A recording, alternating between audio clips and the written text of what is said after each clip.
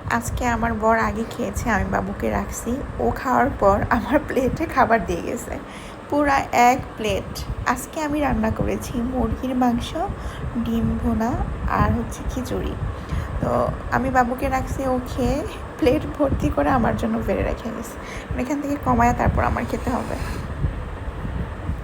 শুরুতে এখন আমি ডিম দিয়ে খাবো।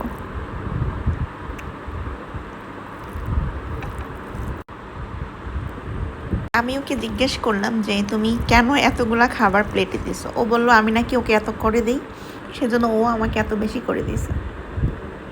ভাবছিলাম যে মুরগি আর ডিমের সাথে কিছু ভর্তার আইটেম করব, কিন্তু বেবির জন্য পারি নাই।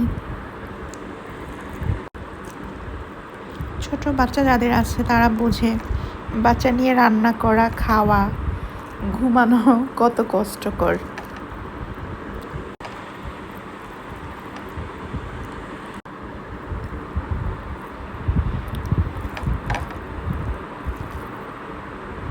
কাঁচামরিচ খাচ্ছি সাথে। লেবুর কথা তো ভুলে গেছিলাম।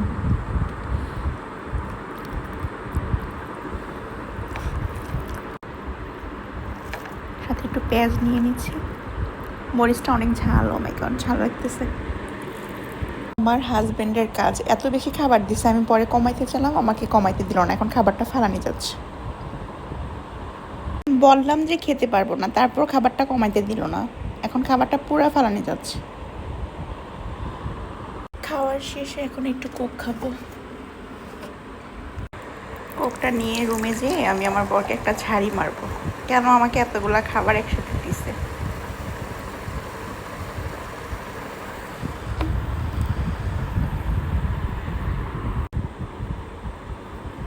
কি আর ঝাড়ি মারবো গাইস, ঝাড়ি মারলে এখন আমারই লস। আমি চোরের মতো আস্তে আস্তে কথা বলতেছি, কারণ আমার মেয়ে জেগে যাবে।